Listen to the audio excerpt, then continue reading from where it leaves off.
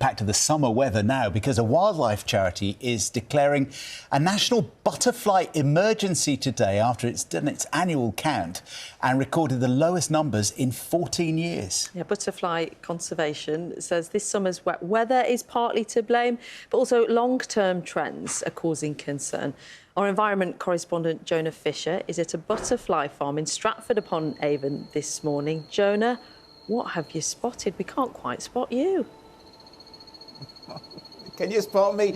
I've spent the morning battling the elements here in the deepest, darkest tropical rainforest of Stratford-upon-Avon, as you say. I'm at a butterfly farm, so it's warming up gradually this morning. There are tropical butterflies that live in here, and if the truth be told, they don't fly around that much when it's not that warm. So as the temperatures rise, they're starting to fly as well. We've seen a few on the plants. You can see one here that's just waiting perhaps for that moment to take flight.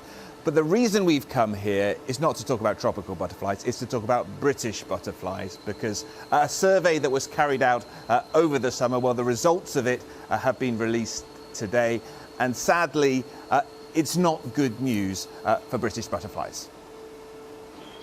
Over the summer, thousands of people went out to record the number and type of butterflies they saw during a 15-minute period. And the results confirm what many have suspected. There seem to be fewer insects this year.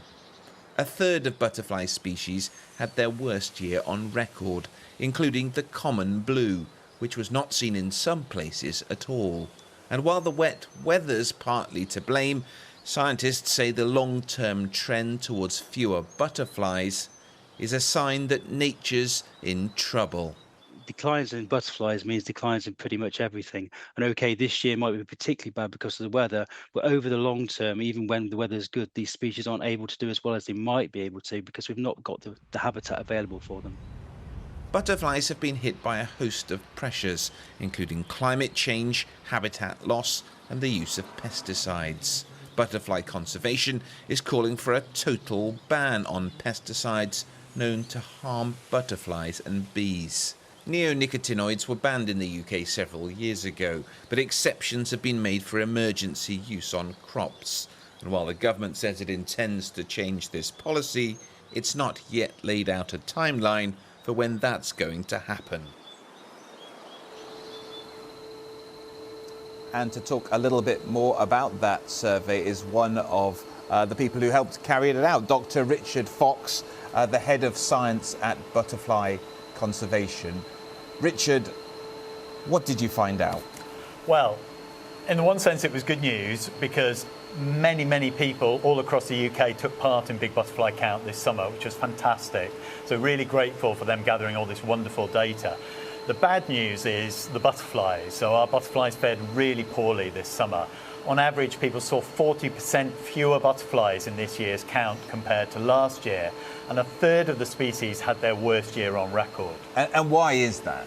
So the immediate difference from last year will be down to the weather. So we had a very wet spring and a cool summer, and that hits butterfly populations. That's not what they like.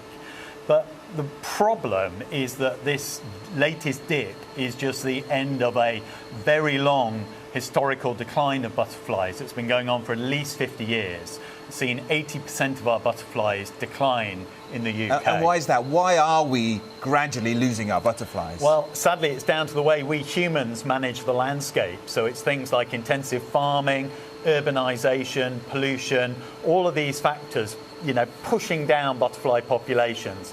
And then the impact of a poor summer, is just on top of that. You're calling for a butterfly emergency to be declared.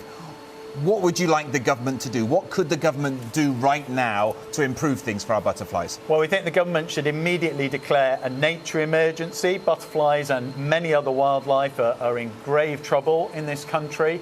And we'd like them to go further. We'd like them to completely ban the use of neonicotinoid pesticides, these highly dangerous chemicals that kill butterflies and bees and other pollinators, move into wild plants and into our streams and rivers. So they're already banned in many European countries, but they're still licensed for use. And the government have said that they will ban them, but they've just not put a date on it. Yeah, well, we need to see some action rather than just words. And for people watching at home, are there things we can do in our homes, in our gardens, very briefly, just to make things better for butterflies? Absolutely, yes. If you have an outdoor space, you can easily improve it for butterflies. But you should be thinking about places for butterflies to breed, homes for caterpillars, not just pretty flowers for butterflies to visit.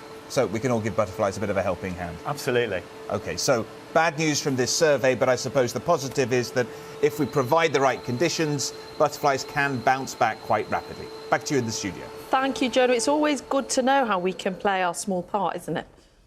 Indeed.